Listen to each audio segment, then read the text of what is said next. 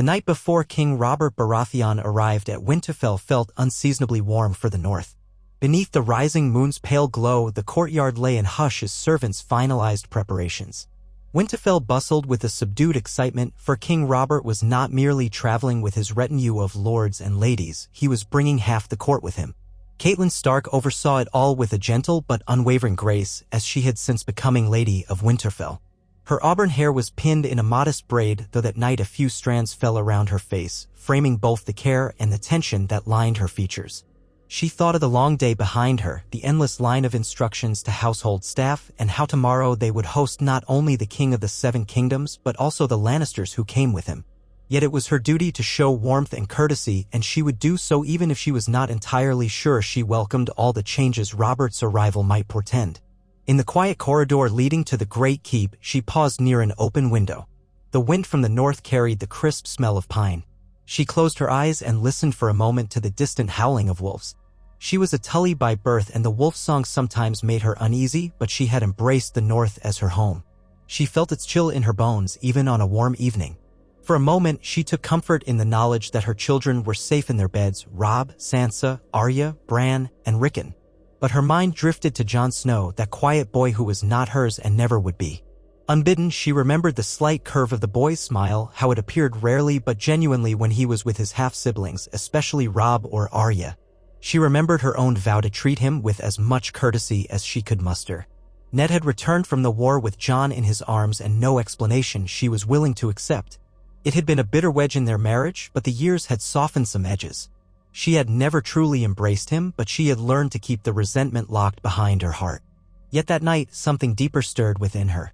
She was no longer just the lady of a great house, she was a mother with children approaching the thresholds of adulthood. Court alliances, betrothals, and careful politicking were the mortar that held the Seven Kingdoms together. Perhaps it was time to start planning. Ned was honorable to a fault. He would do what was right, but rarely did he do what was cunning.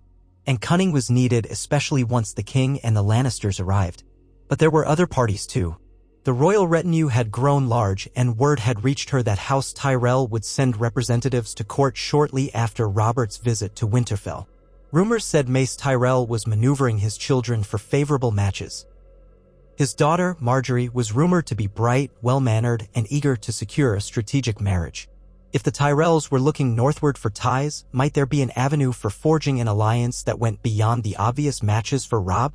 The notion flickered through her mind. Jon Snow the bastard. A boy who had no claim to Winterfell and who had nearly decided to join the Night's Watch. A boy who might have no other future, for no one at court would have him, unless a cunning mother found a way to legitimize him, or at least to lift him high enough to be valuable. The Tyrells prided themselves on their adaptability and alliances. Marjgery was betrothed, or rumored to be betrothed, too often, it seemed. Those rumors kept swirling.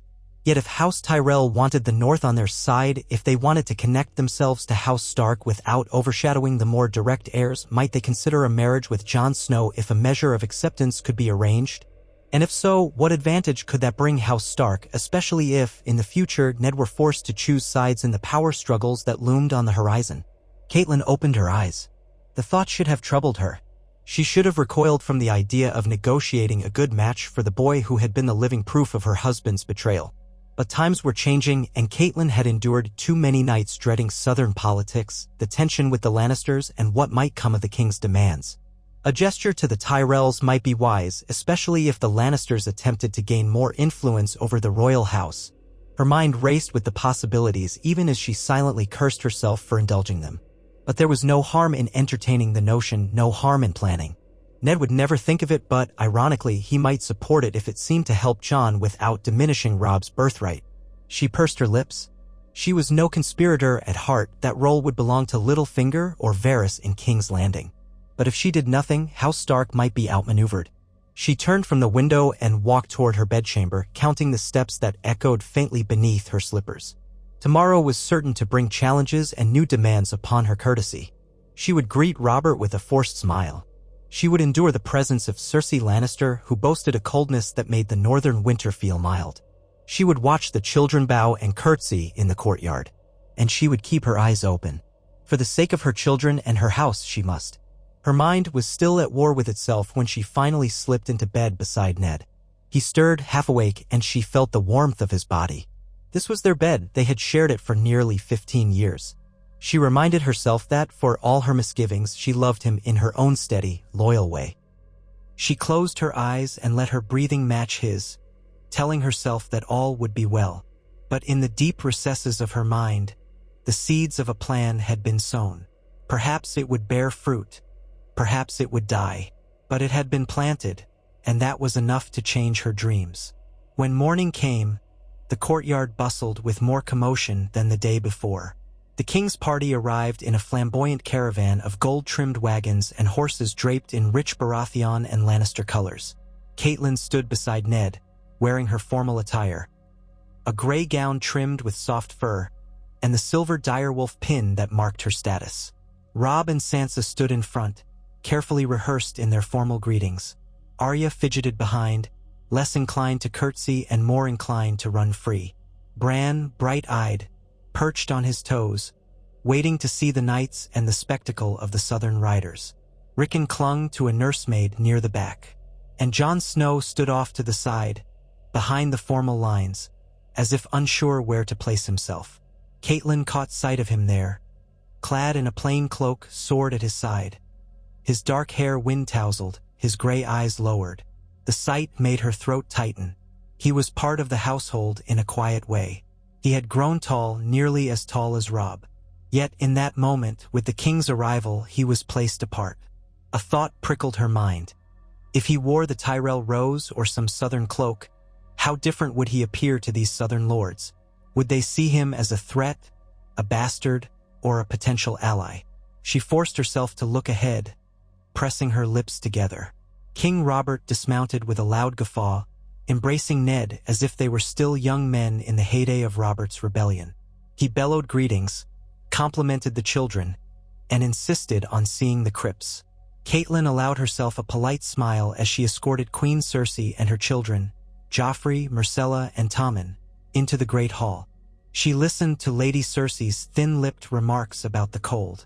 The queen's hair glinted gold in the sunlight, and her green eyes took in Winterfell with a cool detachment, as if measuring how far above it she stood. Caitlyn responded politely, but all the while she was aware that her plan, half-formed, would need careful navigation around Cersei's ambitions. The Lannisters had power at court. If they sensed a threat or a cunning alliance that did not serve their ends, they would undermine it. The Tyrells were no friends of the Lannisters, either. Rumor said that Marjgery might be matched with the king's brother, Renly, or even with Prince Joffrey if something happened with the current arrangement. It was all speculation, but speculation was powerful in these halls. That evening, a grand feast was held in the Great Hall. Meats were served in abundance, and the hearth roared to keep the chill at bay. The king and queen sat at the high table with Ned and Caitlyn, and the conversation drifted from trivial courtesies to war stories. Caitlyn smiled at times, but her mind was full of quiet calculations. She watched as Sansa shyly stole glances at Joffrey, as Arya wrinkled her nose at the Lannister finery, and as Robb conversed in hushed excitement with Theon Greyjoy. She saw Jon, seated with some of the household men, politely eating and trying not to draw attention. Every so often, someone pointed out the bastard in conversation, only for it to be brushed aside. Some time after the main courses had come and gone, Caitlyn excused herself from the high table. With a practiced smile, she wandered among guests and visitors. She had no intention to eavesdrop. Yet in a hall full of lords, talk abounded. A pair of lesser courtiers who had come north for the spectacle spoke of Mace Tyrell's desire to strengthen alliances with the king's allies. Another pair whispered that the Tyrell heir, Willis, was rumored to be seeking a wife in the north, or perhaps in the Vale. If that was so, perhaps Marjgery would also be in play for a marriage. But to whom? Robb, the heir to Winterfell, was a tempting match. But there was also talk of the Lannisters wanting to keep the Tyrells on uncertain ground, or that the Tyrells might hold out for a royal engagement. Caitlyn tried to glean any detail that might help shape her strategy, though she kept her face composed. That night, she did not sleep easily. She thought of ways to approach Ned, ways to suggest that Jon Snow might be a better piece in this game than any of them realized. She had never schemed like this before, Never once had she wanted to raise Jon's status. But the times called for cunning, and House Stark was at risk of being cornered.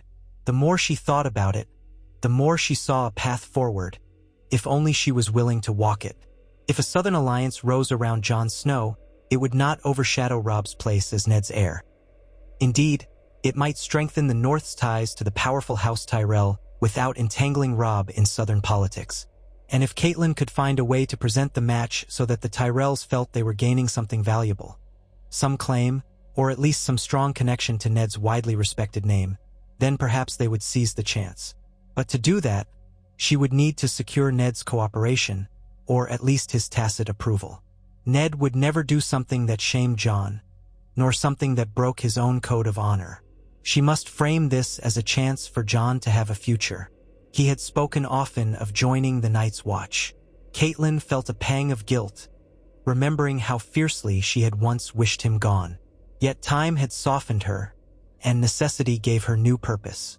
If Jon could be wed to a daughter of Highgarden, if he could become a knight in the Tyrell household, or some kind of envoy, then he would not need to take the black. He could live in comfort in the south, forging a tie that might one day protect House Stark from Lannister aggression. That was the logic. Whether her heart could endure it was another question entirely.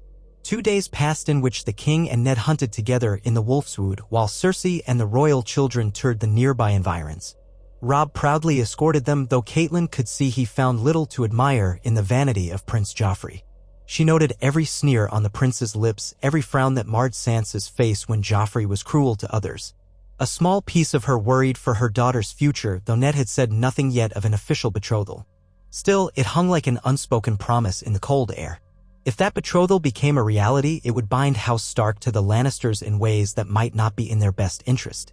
Yet to break it openly would be to offend the royal family. She needed a countermove. The Tyrells might be that countermove. They might offer a shield or at least a means of leverage. All of these thoughts churned as she waited for her moment to speak with Ned, alone and free from the demands of their royal guests. On the third morning, Ned returned early from a ride with Robert, looking weary. Caitlyn approached him in the small solar adjacent to their bedchamber where he often worked on household accounts or read. The warm light of dawn filled the room and dust motes danced in the air. Ned had removed his riding gloves and he was rubbing his temples. Without preamble, he asked her to close the door. She did and quietly crossed the room to stand near him. He said, "Robert is pressing me to accept his offer. He wants me in King's Landing as his hand." He exhaled heavily, eyes closing. "I want nothing of it." Caitlyn reached out and placed her hand on his shoulder, feeling the tension there. "I feared he would. Did he speak of the Lannisters?" Ned nodded. "He thinks he can keep them in check, but I sense they will grow bolder if I go south. It's a pit of snakes in the capital." She withdrew her hand, glancing at the narrow window slit that overlooked the yard. "Ned," she said, carefully schooling her tone, "we may not be able to refuse. The king is your friend, but he is also our liege. If he commands, can you truly deny him?" He looked at her, eyes shadowed. "I must consider what is best for the children. I won't let them become pawns." She met his gaze. "Sometimes the only way to protect them from being pawns is to choose the game in which they play. The Tyrells are powerful, Ned. They might soon be at Winterfell or at King's Landing, trying to forge alliances. If you do become the hand, you'll need friends in the capital, not just enemies." Ned frowned. "We have the Riverlands through your family. The Vale Jon Arryn was a father to me. Even the Baratheons, so long as Robert is on the throne." "Those alliances may not be enough," she interrupted softly, summoning all the calm she could.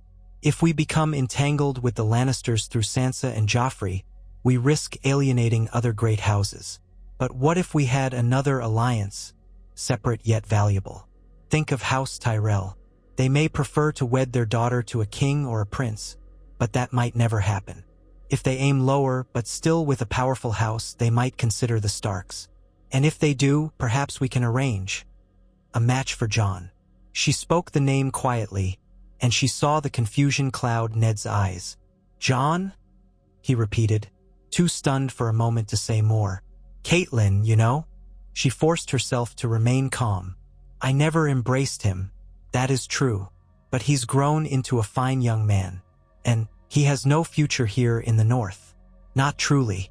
If we do nothing, he'll join the Night's Watch." She took a breath. "Would that life suit him?" Or would it be forced upon him simply because he is your bastard? You have always shown him kindness, but do you truly want him to live out his days on the wall, cold and forgotten? Ned's brow furrowed. We have no right to force him into a marriage. I will not trade him like a token. You wouldn't be forcing him, she insisted, her voice growing urgent. We would offer him a path. A lady of House Tyrell is no small match. If they'll have him, he could become a valued member of their family. He could travel south, learn their ways, perhaps even be granted lands if they saw fit. He eyed her warily. But why would House Tyrell agree to such a match? He has no title, no claim, no name beyond snow. Caitlyn paused, her heart pounding. She knew the next words would be the hardest. You have the power to change that. If you grant him a form of legitimacy, or at least speak for him as a true son, you might convince the Tyrells that he's worth forging a bond with. They might think you have reason to raise him to keep him close. It could prove very beneficial to them if your loyalties are divided at court. Ned's silence stretched painfully. She knew he was considering the taboo. To legitimize a bastard was no small gesture, and it would upset some of the lords in the north who expected Robb to inherit uncontested. But at the same time, it would not challenge Robb's place, only ensure that Jon was recognized as Ned's son. Would the north accept it, or would it sow discontent? She swallowed hard, trying to keep her voice steady. You are a lord, Ned. This is within your right, and it may protect the rest of our children. For if the worst comes to pass in the south, we will have an alliance that even the Lannisters might fear. His eyes dropped to the floor. I've never told you everything about Jon's mother, about how he came to me. He looked as though he were waging an internal war. There are secrets. I cannot speak them, and for that I'm sorry. But if I did as you say and recognized him, truly recognized him, it would have ripples. The king, too, would take notice. Caitlyn wanted to press him further, but the memory of Ned's unwavering secrecy after the war still haunted her. He had sworn he would tell her nothing about Jon's mother, and he never broke that promise. Perhaps, she thought with a twist of apprehension, there was more to Jon's heritage than mere bastardy. But if that was so, she felt her heart race. Secrets or not, our survival may depend on forging strong alliances. The Lannisters are already too powerful. We need the Tyrells or the Martells or anyone who can balance the scales. You know this, Ned. If the king insists you become hand, you can't face King's Landing without more friends. He inhaled sharply, then nodded, though his expression remained grim. Very well. I will think on it. But I make no promises, and I will not press Jon if he doesn't wish it. Caitlyn let out a breath she hadn't realized she was holding. The seed had been planted in Ned's mind. That night, she found little rest, but a kind of anxious excitement stirred in her chest. She was stepping into unfamiliar territory, politics that went beyond the simpler alliances of House Tully and House Stark. This was grander in scope, and it meant forging a future for Jon Snow that she had never imagined, one that might shape the fate of all the North. When at last she found sleep, her dreams were restless and vivid. She saw a single dire wolf pacing in a garden of bright roses, its paws stained green with the clipped stems. She saw the wolf snarl at a lion that prowled at the edge of the garden, waiting to pounce. She saw a faint figure of a woman in the shadows, her voice whispering secrets. Then the vision melted away into darkness. In the morning, she woke unsettled yet resolute. If the Tyrells were the key to offsetting the Lannisters, she would do everything in her power, subtle or otherwise, to make that alliance a reality. Even if it meant giving away the boy she had never been able to love but had come, in her own grudging way, to respect. She rose that day determined to see it through. Ned had asked for time, but Caitlyn knew they had little enough of that. Soon, Robert would depart, expecting Ned to follow him south, or at least to give him an answer. The king was growing impatient, less in the north. Meanwhile, word came that Loras Tyrell might ride north on some errand, or that the Queen of Thorns herself might appear in the capital to wrangle alliances for her granddaughter. The swirl of court gossip was as thick as the morning mists. From all corners, it seemed that House Tyrell was on the move, and Caitlyn could either prepare to greet that movement or let it pass them by. She walked through the corridors of Winterfell, passing by the library tower on her way to the open yard. She saw Jon there, sparring with Robb. They wore padded jerkins, practicing with blunt swords. Arya, perched on a wooden fence rail, cheered them both. The ring of steel against steel echoed in the chilly air. Caitlyn paused behind a stone pillar, watching from a distance. Jon's face was set in calm concentration while Robb grinned in the heat of the contest. They were nearly equals in skill, each had strong footwork, each knew the other's style so well that neither could land a decisive blow. But in an instant, Jon feinted high and slid his blade low, tapping Robb on the thigh, which would have been a crippling blow with a real sword. Robb lowered his blade in defeat, a crooked smile on his lips. "Well struck," Robb said, out of breath. Jon gave a small, modest shrug. "You would have done the same to me given half a chance." Robb laughed and clapped Jon on the shoulder. "Come, let's find something to eat. Arya, if you want to try a." But Arya shook her head vehemently. "I'm no good with those blunted edges. I want a real sword." She jumped off the fence rail, ignoring Robb's admonishment, and the trio began to walk off. Only then did Caitlyn step forward so they would see her. Jon stopped short, his expression shifting to a more uncertain courtesy. "My lady," he said quietly, inclining his head. Robb turned and smiled. "Mother," Robb said. "Did you see that move?" Jon almost took me by surprise. Caitlyn managed a mild smile. "I saw. You both did well." She turned her gaze to Jon. "I wonder if I might speak with you for a moment, Jon." "Alone?" Robb's eyebrows rose and Jon looked momentarily taken aback. But he nodded. "Of course, my lady," he replied quietly. Robb hesitated, as if unsure whether to leave Jon alone with her, but at her gentle nod, he ushered Arya away, calling out that they would wait by the armory. That left Caitlyn and Jon in the courtyard, the bustle of Winterfell's staff moving around them, forging a private space amid the crowd. Caitlyn took a moment to gather her thoughts. "Jon," she began carefully, "I've heard you plan to speak with your Uncle Benjen about joining the Night's Watch." Jon's eyes brightened faintly. "I do, my lady. I've thought of it for a long time. It's an honorable calling and—" She raised a hand to still him. "Yes, honorable. But before you make any final decision, I want you to consider that there may be other paths open to you." He frowned slightly, confusion evident. "I have little to offer any house or order aside from my sword arm. My name. I am a Snow." She felt the pang of old bitterness, but pushed past it. "And yet you are a son of Ned Stark," she said, voice measured. "In name if not in law. You have grown honorable, skilled. Some may see value in that. More than you think." He studied her, searching for any hint of scorn. "I don't understand," he admitted softly. She glanced around to ensure no one was near enough to overhear. "For now, just know that I've no desire to see you exiled to the Wall.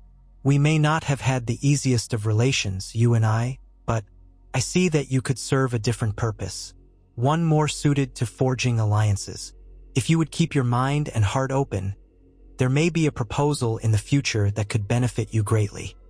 He stood silent, uncertain whether to question her further. After a moment, he nodded. "I don't wish to disrespect you, my lady, but I've never known you too well to show me such consideration." Caitlyn fought the sting of his honest words. "We all grow older, Jon. Sometimes we see our errors. Do not hold my past coldness too strongly against me, though I would not blame you if you did. I only ask that you trust me if a new opportunity arises." Jon held her gaze, then lowered his eyes with a ghost of a bow. "I will listen," he said. "Thank you." She gave a single nod, turning away. She felt an unsteady tremor in her stomach. She had never spoken so directly to him about his future. Yet if her plan was to work, it would require his cooperation. She could not simply present him like a chess piece to the Tyrells without his consent. And though it pained her in ways she hadn't expected, she realized she wanted him to have a decent life. Despite the bitterness that had once filled her heart, it seemed she could not entirely ignore the good in him. Perhaps this was her penance, or perhaps it was her strategy, or both. She left him there and returned to her chambers, mind awhirl with possibilities. Soon, she thought.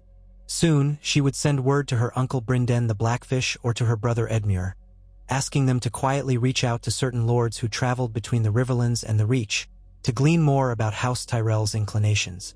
She would ensure that if the Tyrells were indeed open to an alliance, they would hear of Jon Snow's prowess and potential.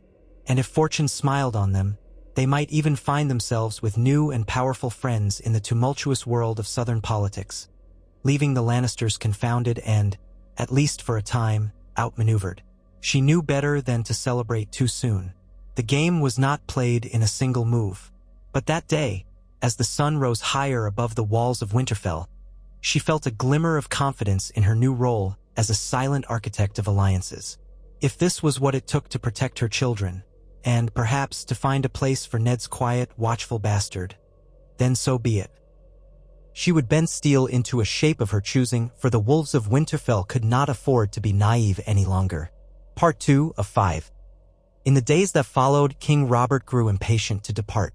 The north was too cold for his taste, and the hunts in the Wolfswood did not yield the same joy they once had.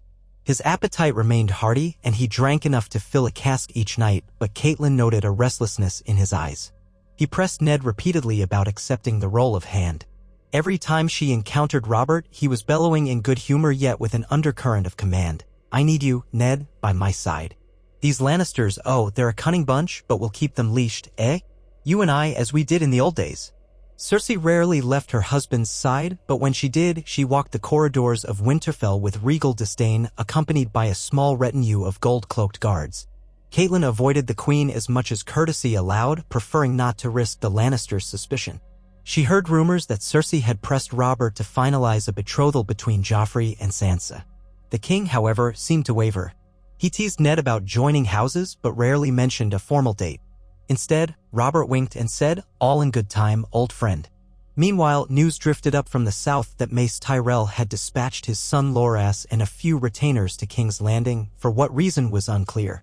More interestingly, there was talk that Marjgery Tyrell was being courted by multiple suitors from the great houses of the Stormlands and the Reach. The name Renly Baratheon was whispered. Some said he admired her from afar. Others claimed that Marjgery might even be intended for the king himself should something happen to Queen Cersei. Ridiculous gossip, most likely, but it underscored the Tyrells' high ambitions. Caitlyn took advantage of a quiet moment to speak with her brother, Edmure, by Raven. Though Edmure was not known for subtlety, she knew he had contacts among minor lords who traveled between Riverrun and Highgarden.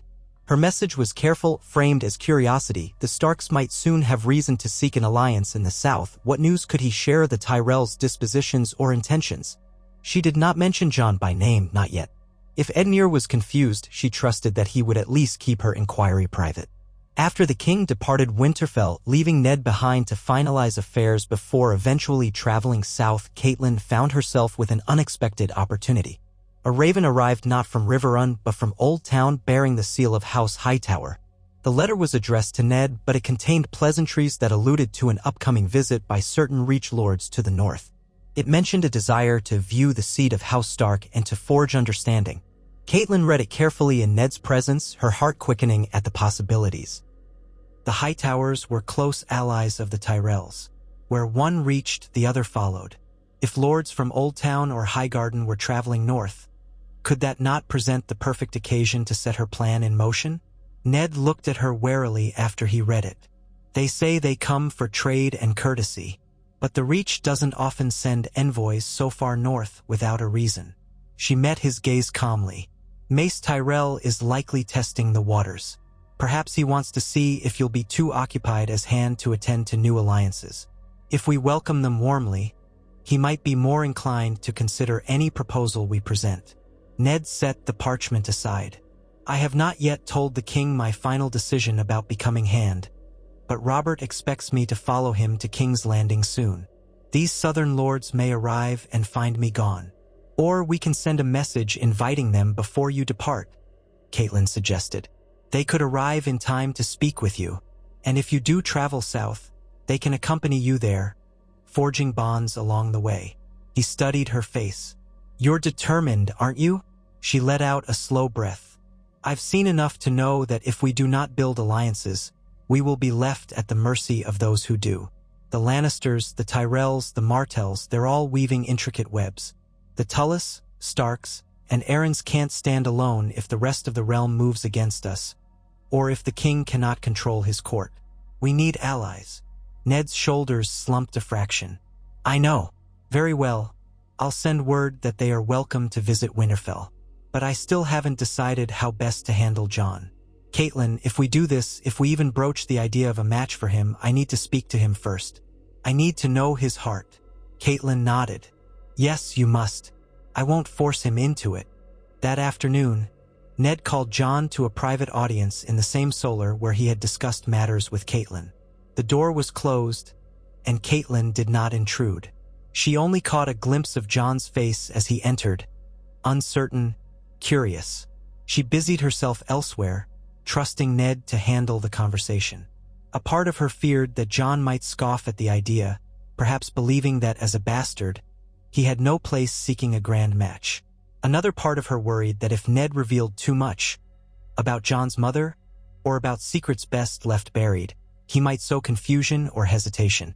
But there was nothing she could do now, save trust Ned's judgment. When Jon emerged, he was paler than usual, but his expression was set with quiet determination. He passed by Caitlyn in the corridor without meeting her eye, heading outside to the courtyard. She considered letting him go, but her curiosity got the better of her. She followed at a distance, watching him take up his sword again and practice alone, as though in some silent war with his own thoughts. Finally, she approached. The clang of his blade against a wooden post was sharp in the still air. "Jon," she said softly. He stopped, breathing hard. Sweat glistened on his brow. He turned to face her, lowering his sword. For a moment, neither spoke. Then he said, "Lord Stark told me you think there might be an alliance to be had. A marriage with a southern house." She waited. He swallowed. He also said he'd be willing, if it comes to that, to grant me a name. Jon Stark. It doesn't feel real. I never imagined. Caitlyn felt a pang, remembering how once she had prayed he would leave Winterfell. Now she was orchestrating a future in which he stood among the great houses of the realm. "We cannot force a southern house to accept you," she said gently, "and we would not force you either. But if you are willing, we can try." He looked down at his sword, turning it in his hand. I've dreamt of bearing the Stark name, but it always felt wrong. As though I were stealing from Robb or my sisters and brothers. They are trueborn. And I'm not." She stepped closer, careful to keep her voice low. "You would not be stealing from them. You would be forging a connection that could protect them. If an alliance with House Tyrell or another great house in the Reach is formed through you, that tie could shield the North from enemies. And it would give you a place in the world that is yours, not forced upon you by the Black of the Night's Watch." He nodded slowly. "Father said I must decide if my heart is truly set on the Watch or if this path might serve me better." He paused, glancing at her with something like doubt. "I want to be free. I don't want to be used as a piece in a game. But if this is my chance to stand on my own feet, perhaps I should take it." Caitlyn spoke softly. "I cannot make the choice for you. Only know that we won't betray you. If this alliance comes to pass, it will be for your benefit as well as the North's." He studied her face, perhaps seeking any hint of deceit. Finally, he dipped his head in a small bow. "Thank you, my lady." She inclined her own head, then left him to his practice. Her heart pounded with the gravity of it all. She had expected more resistance from Jon, but perhaps he saw what she saw, an opportunity too rare to dismiss. The days ahead would reveal whether the Tyrells truly wished to make such an alliance. Perhaps they would laugh at the notion of wedding their precious daughter, Marjgery, or another, to a northern bastard, even one given the Stark name. But if the Tyrells had cunning, they might see the advantage in forging a covert partnership with Ned Stark's bloodline without overshadowing Robb or losing favor at court. It might, in fact, be the perfect arrangement for them. And Caitlyn knew that in King's Landing, power rarely came without subterfuge. This might suit them perfectly. Time edged forward, and a flurry of ravens fluttered between Winterfell and the south. Ultimately, an entourage of Reach lords and knights set out for the north, led by a minor cousin of Mace Tyrell, Ser Alien Tyrell, and escorted by a handful of Hightower men as well. Caitlyn made sure that the travelers were greeted warmly at Moat Cailin, ensuring they had safe passage through the Neck and that Lord Reed's men provided guidance. They would take time to reach Winterfell, but the plan was in motion. Meanwhile, Ned reluctantly sent word to Robert that he would, indeed, come south to serve his hand, though he insisted on taking care of matters at Winterfell first. Robert, in a half-drunken reply by Raven, proclaimed that he couldn't wait to see Ned in King's Landing and that they would rule the realm together like in the old days. Caitlyn felt less enthused about the arrangement, but if it allowed them to engage with the Tyrells at court while outmaneuvering the Lannisters, so be it. A few days later, on a crisp morning with scattered clouds overhead, the Tyrell Hightower party arrived. They rode beneath banners showing the golden rose of Highgarden and the step tower of Oldtown. Despite the chill in the air, they conducted themselves with the grace and courtesy of southern nobility, wearing cloaks of fine cloth rather than heavy furs. Caitlyn, Ned, and their children stood in the courtyard to greet them. Jon was there as well, standing just behind Ned on the opposite side from Robb, still not sure of his place, but present. Alien Tyrell dismounted, revealing a tall man in his late 20s with a short, neatly trimmed beard and a friendly smile. He bowed low to Ned and then to Caitlyn. Beside him was a younger woman named Lady Ale Hightower, who offered polite compliments about Winterfell's imposing walls. Their retinue included half a dozen knights and a handful of servants and companions. At once, Caitlyn took note of the finely wrought silver ring Alien wore, a sign of rank among the Tyrell scions. His manner was pleasant, though she sensed keen intelligence behind his courteous words. He greeted each of Ned's children in turn, pausing slightly at Jon, though he offered a polite nod. Caitlyn detected the curiosity in the man's eyes. Did he wonder why Ned's bastard stood among the household? Good. Let him wonder. They proceeded indoors, and the guests were shown to comfortable chambers. Winterfell, though old and stark, had enough space to accommodate their small group. That evening, a feast of welcome was held in the Great Hall, though it was not as large or extravagant as the one King Robert had enjoyed. The Southerners praised the North's hearty fare and the warmth of the hearth. Alien Tyrell proved charming, asking questions of Robb about the defenses of the castle, politely praising Sansa's musical accomplishments, and even complimenting Jon's swordsmanship when someone mentioned that he was a skilled fighter. As the night wore on, the lords and ladies mingled. Caitlyn found herself beside Lady Ale Hightower at one point. The woman's gray eyes sparkled with curiosity. "Your home is quite impressive, Lady Stark," Ale said, sipping northern ale. "Though I confess I'm unaccustomed to the cold." Caitlyn smiled politely. "You grow used to it after a time, my lady. We appreciate your journey so far from the Reach. I hope you'll find our hospitality sufficient to warm you." The Hightower lady inclined her head. "I've no doubt. Perhaps I could learn more about the North's customs while I'm here. The Tyrells of Highgarden are quite interested in forging deeper ties with other great houses, though sometimes, how shall I say, the path forward is unclear. Especially if your Lord husband travels south." Caitlyn caught the hint. "Indeed, Lord Stark will serve as Hand of the King, but that only increases the need for alliances. The North cannot stand alone in King's Landing. We have few allies we can trust." Alea's lips curved in a knowing smile. "I see. One might wonder if House Stark seeks an accord with House Tyrell directly." Caitlyn met her gaze evenly. "House Stark is open to building friendships that could benefit both sides. The Tyrells have resources and influence, the Starks have honor and a strategic position. There are many ways those strengths could be combined." Ale set down her cup, her tone turning more personal. "Is your son, the heir, betrothed?" Caitlyn chose her words with care. "Robb is not formally betrothed, though there have been discussions, but you must know that at present, the royal family is quite interested in Sansa's future as well. We find ourselves in a delicate position." Ale nodded, understanding the unspoken mention of Joffrey. "Of course. Royal politics must be navigated with caution." Caitlyn forced a small sigh, feigning mild frustration. "Yes, precisely. But there are other potential matches within our family that may be more flexible, and perhaps more discreet. If House Tyrell were to show interest, we could certainly explore that possibility." Ale smiled faintly, then changed topic, speaking of simpler matters. But Caitlyn knew the seed was planted. The Tyrells and Hightowers rarely traveled this far north without reason. If she hinted that there was a potential match that could draw them closer to House Stark, they might be intrigued.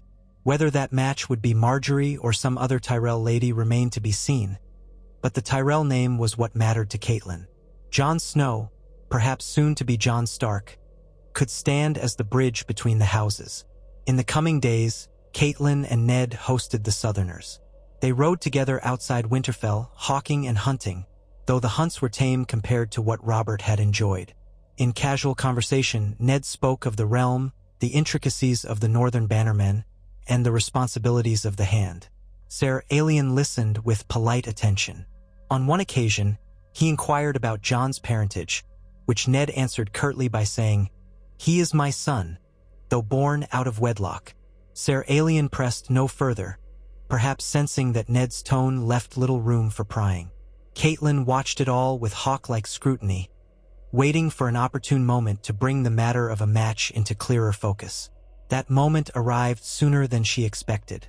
After a midday meal, when Ned was occupied with some of their steward's accounts, Caitlyn found Alien in the Godswood. She had gone there herself to gather her thoughts, to stand among the ancient weirwood and clear her mind. But to her surprise, Ser Alien stood by the quiet pool, looking upon the carved face in the heart tree as though fascinated. She approached with measured steps, and he turned. "Lady Stark," he said, inclining his head, "I've never seen a godswood quite like this. In Highgarden we have a sept and many gardens, but nothing so ancient." Caitlyn managed a kind smile. "It has stood for many centuries. The old gods have deep roots here." He glanced at the carved face. "Would you walk with me a moment?" He gestured along the mossy path. She agreed, and they strolled slowly beneath the red leaves. After a few paces, he said, "I'll be frank, my lady. We traveled far with the hope of speaking more openly about a potential alliance. My cousin, Lord Mace, is keen to see the Tyrell influence expand. He is not blind to the possibility that the North, if allied with the Reach, could balance certain powers at court." Caitlyn inclined her head. "We share that perspective. The Lannisters have grown too bold." He gave a short laugh. "Indeed, my cousin wonders if your son, Robb, might be a suitable match for, well, one of his daughters. But we have heard rumors that Prince Joffrey might be intended for your daughter Sansa. Are you certain your son is not similarly promised?" Caitlyn answered carefully. "Robb is not yet promised.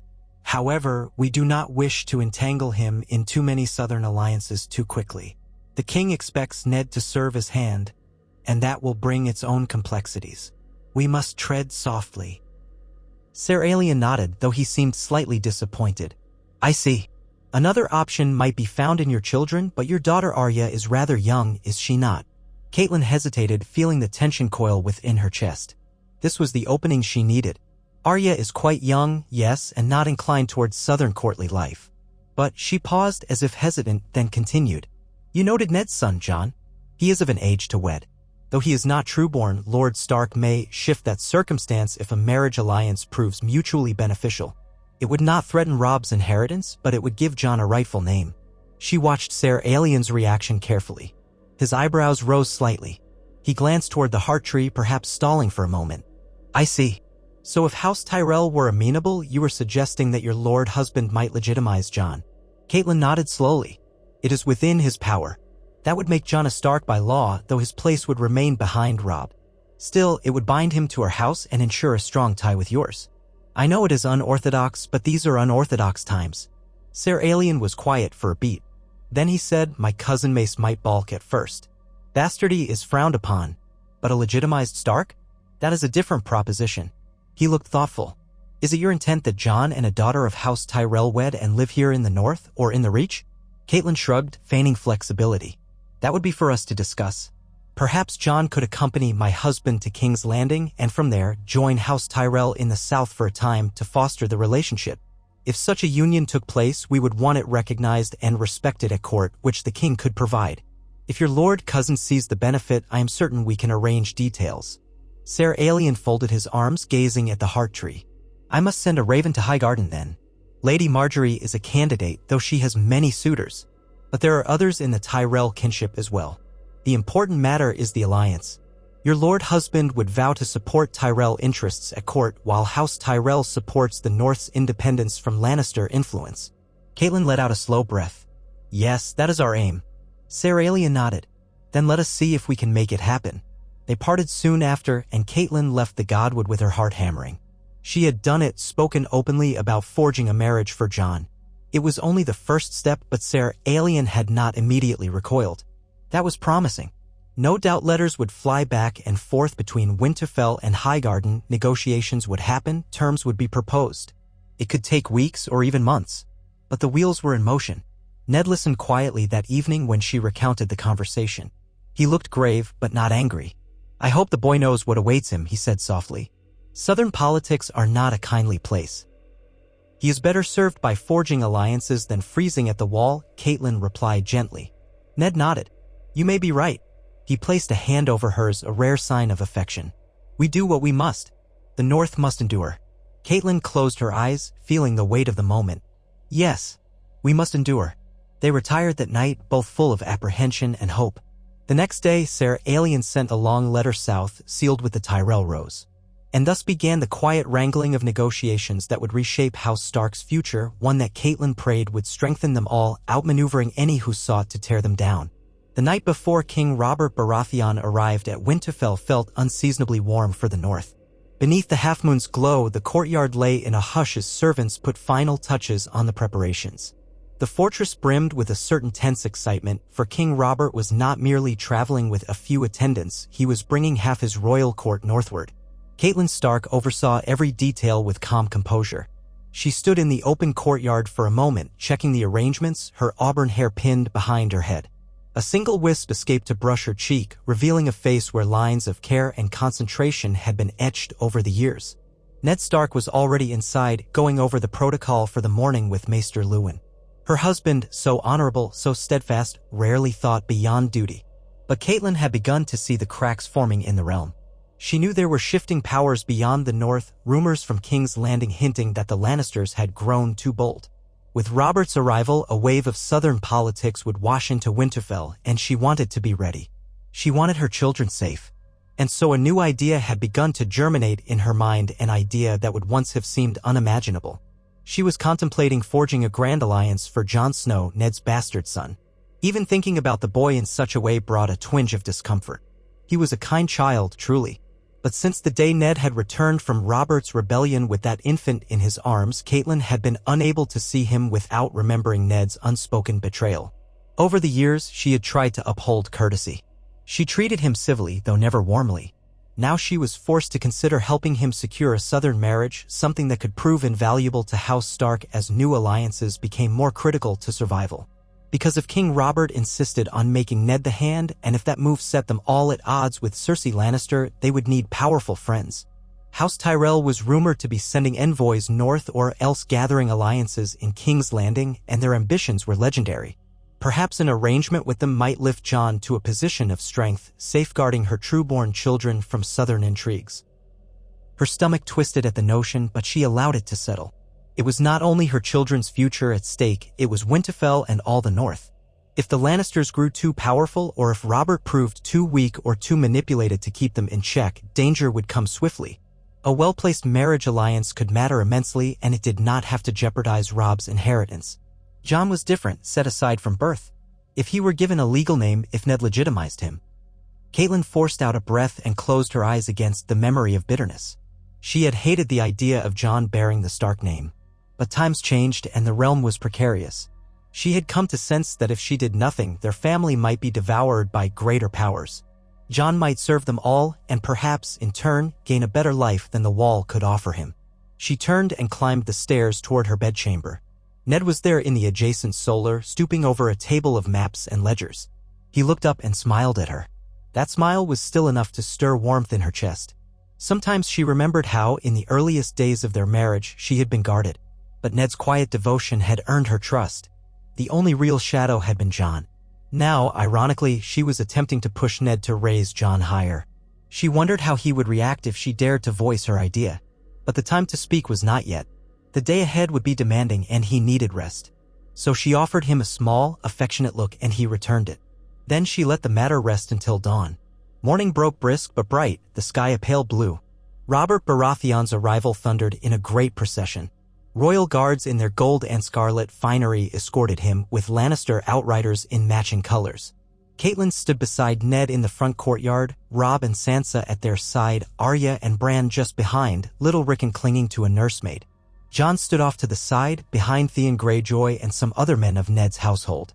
The king's approach was heralded by clattering hooves and shouted orders.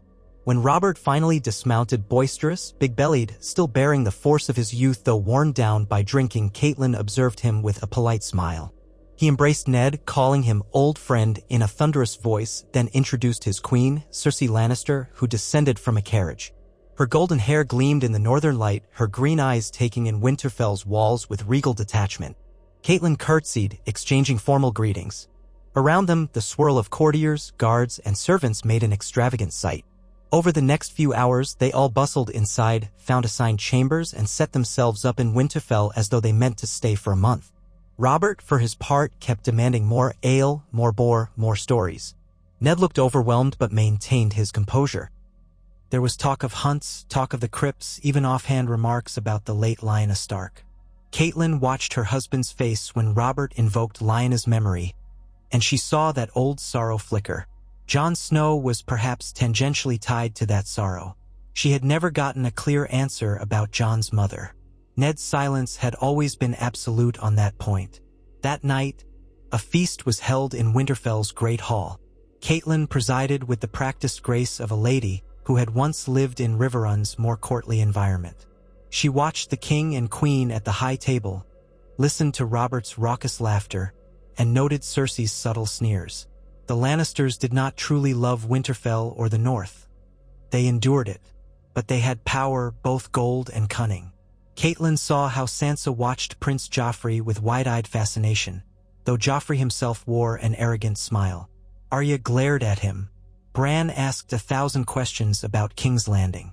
Rickon looked bored and wanted to climb into Caitlyn's lap, which she allowed for a time. Jon Snow sat further down the table, among some knights and men-at-arms. Occasionally, glances strayed toward him. Even in the midst of Robert's entourage, the presence of Ned's bastard was a minor curiosity, though everyone was too polite to make it an open point of discussion. Caitlyn considered the swirl of alliances. She knew the king had come partly to name Ned as hand, to replace Jon Arryn, who had died under suspicious circumstances in King's Landing. She also suspected that Robert wanted to see Sansa matched to his son Joffrey. The formal announcement had not yet been made, but it was clearly looming, which left Caitlyn wondering, how could she protect Robb from being forced into a precarious southern arrangement? How could she ensure that the Starks had some means of leverage if the Lannisters attempted to strangle them? The Tyrells might be that leverage. If the Tyrells wanted a northern tie and if Ned legitimized Jon, that might secure a powerful bond without endangering Robb's inheritance. It was a cunning plan, the sort she had never before desired to conjure, but the time for innocence was long past. She tried to glean scraps of news from the king's courtiers that night. Some whispered that the Tyrells were pushing for a grand marriage for Marjgery Tyrell, rumored to be as lovely as any in the realm. Others insisted Mace Tyrell wanted a direct link to the Iron Throne, or failing that, a bond with a great house like the Starks or the Arryns. No one spoke with certainty, but the possibility was real enough. And so Caitlyn let the notion take firmer shape in her mind. If Marjgery were unattainable for Robb, given the likely entanglement with the Lannisters, perhaps she would consider Jon once legitimized, or perhaps another daughter or cousin in the Tyrell line. The only question was, how to begin? She had her chance to speak with Ned about it on the third evening of Robert's visit. They were alone in their private solar, the shutters closed against the northern wind. Ned was weary. Robert had pressed him hard all day, demanding that he accept the office of hand.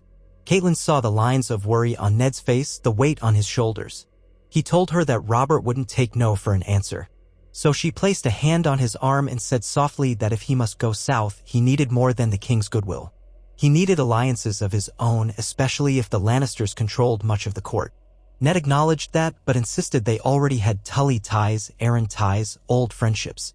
Caitlyn replied that they needed a stronger southern friend, House Tyrell, perhaps. And if House Tyrell were open to forging a bond, maybe Jon Snow could be the bridge.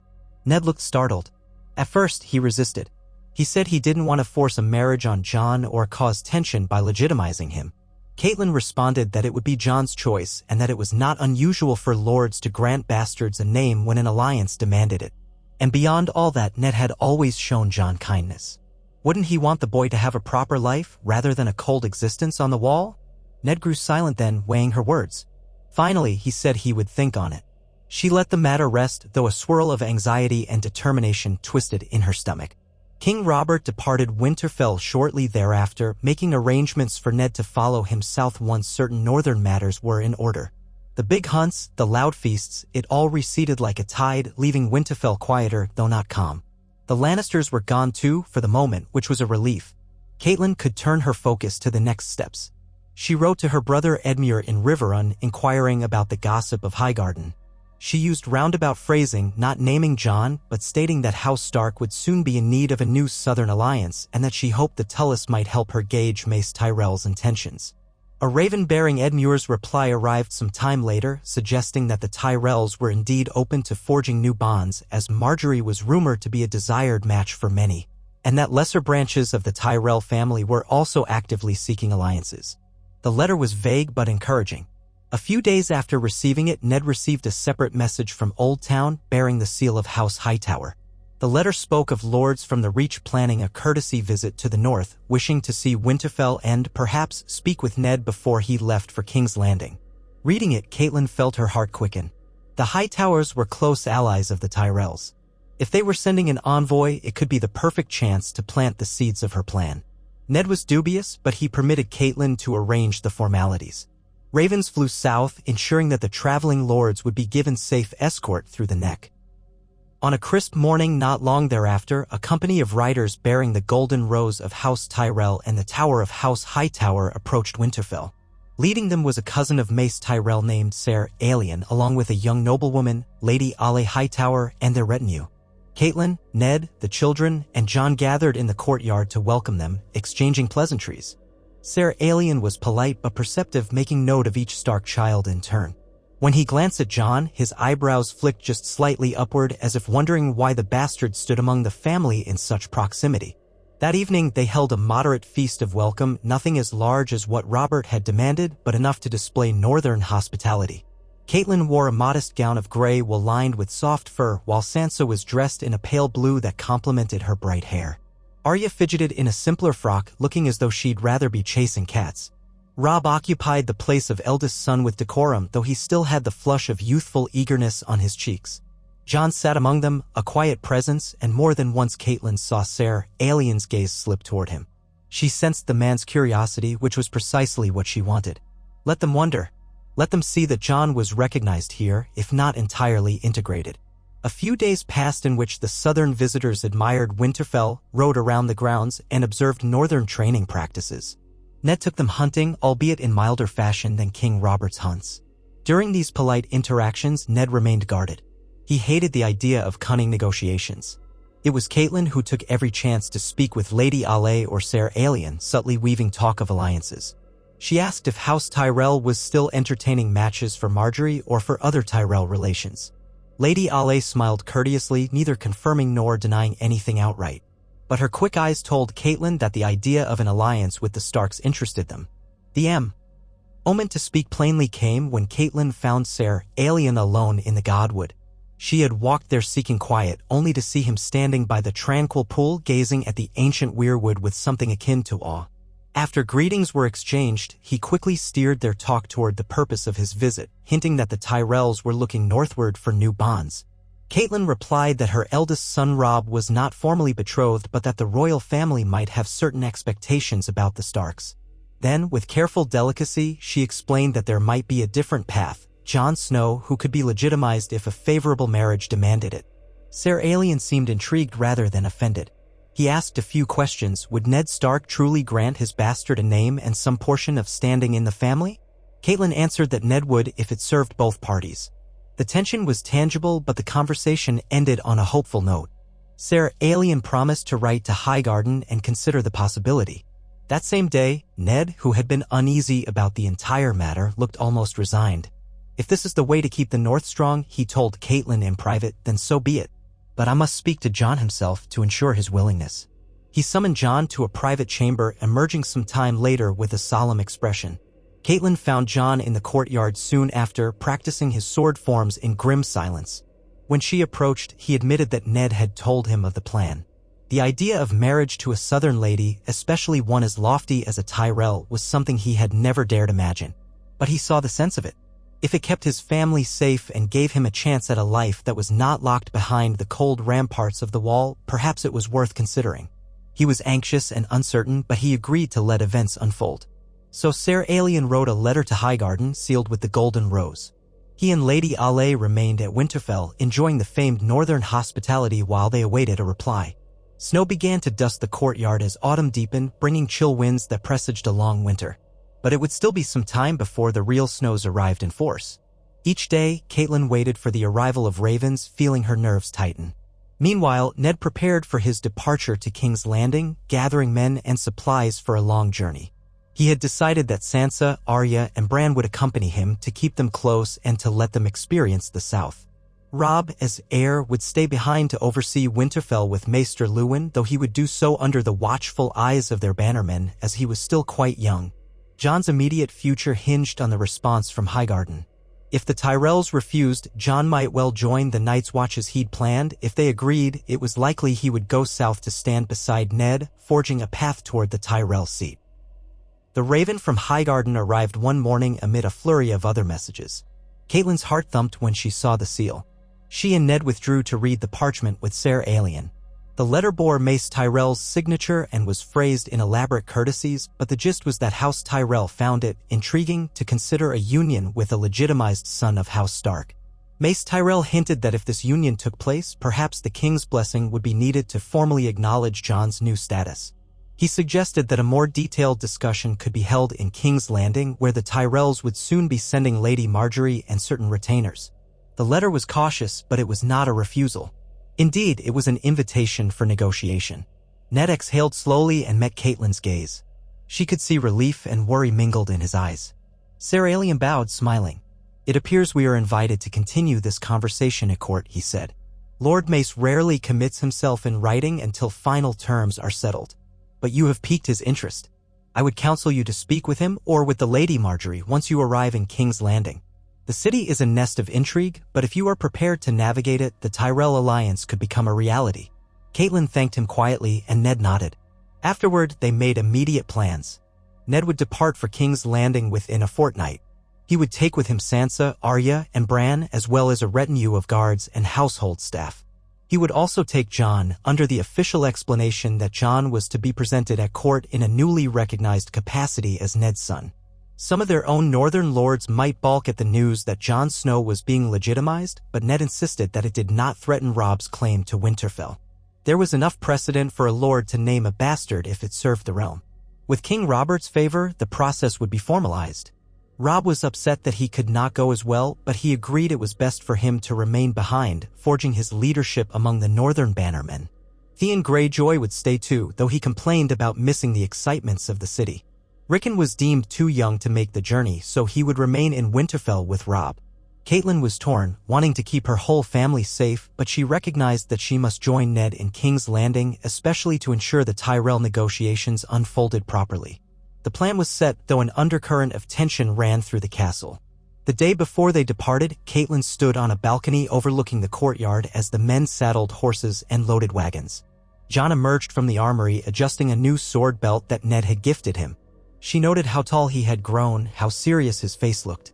Was she really about to help him secure a marriage to one of the great ladies of the realm?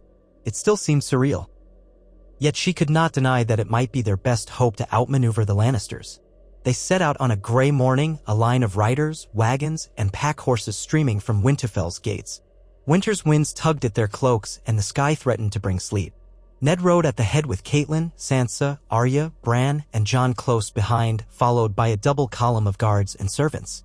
Ser Alien Tyrell and Lady Ale Hightower had chosen to journey with them, intending to continue to King's Landing. For the first few days, they traversed the Wolf's Wood and the lonely plains of the north, stopping at scattered holdfasts.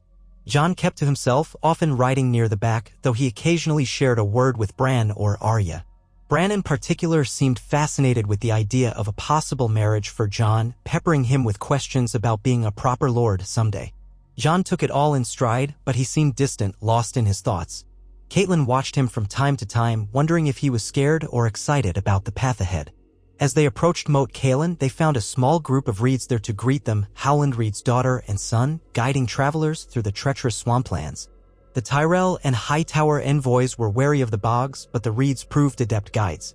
After a few days of slow passage, they reached the next southern border where the land began to turn greener. The Tower of the Fords rose on the horizon and the roads improved. Caitlyn felt an odd mixture of relief and trepidation. They were leaving the relative safety of the north behind. In time, they passed through the Riverlands.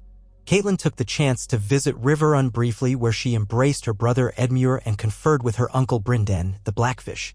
She spoke quietly of the Tyrell negotiations, receiving cautious support. Then they pressed on.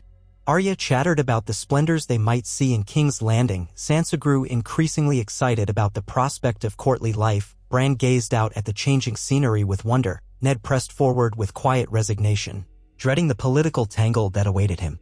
Jon rode on, sometimes near the baggage train, sometimes drifting beside the Tyrell party, exchanging polite words with them. Caitlyn sensed that Lady Ale, in particular, was observing him, perhaps reporting details back to Highgarden. At last, they reached the Crownlands, and King's Landing rose before them in a haze of stone walls, crowded streets, and the stench of too many people living in a confined space. The Red Keep perched on Aegon's high hill, crimson walls catching the late afternoon sun. City guards in gold cloaks patrolled the gates. King Robert had already arrived, of course, and was surely waiting with half a mind on a feast. Ned, wearing a weary expression, led their company into the city. They were shown to the royal stables and then to the Tower of the Hand where Ned and his household would reside. The king had given them that courtesy. As they entered the bustling courtyard of the Red Keep, servants rushed to take their horses. Lords and ladies gawked at the newcomers from the north. Caitlyn saw the flash of gold and green along the terrace, Lannister colors, no doubt. She steeled herself, telling Sansa to mind her curtsies and Arya not to wander off. Bran looked as though he wanted to climb the walls, but she tugged him along. Jon lingered near Ned, uncertain of his place but determined to remain composed. They were soon led to the throne room, an echoing cavern of a hall where King Robert slouched on the Iron Throne, looking out of place in the seat once forged by Aegon the Conqueror. His cheeks were ruddy from wine. Cersei Lannister stood at his side, her hair in an intricate arrangement. Ser Jaime Lannister stood off to one side, armor gleaming. Joffrey was present too, with that smug set to his lips, and Myrcella and Tommen hovered in the background. Robert boomed his welcome. He embraced Ned in a hearty, back-thumping hug, declared that the new hand had arrived at last, and offered compliments to Caitlyn for surviving the journey. Then his gaze flicked to Jon Snow. Something in Robert's eyes flickered, confusion or curiosity. He glanced at Ned, who only inclined his head in acknowledgement. "We'll speak more of this later," Robert said in a somewhat slurred voice. "But welcome all of you. We shall have a feast tonight, a grand one, to honor our dear friends from Winterfell." The crowd began to disperse. Caitlyn heard the mutterings as courtiers and attendants stepped away, whispering about Ned Stark's bastard, about the rumored legitimization. Word would spread quickly. In King's Landing, rumors took flight like crows. But that was what they needed. The Tyrells had to know that Ned was prepared to raise Jon. The only question was how the Lannisters might interpret this new development. Would they see it as a threat? Possibly. But it was better to keep them guessing than to remain unprepared.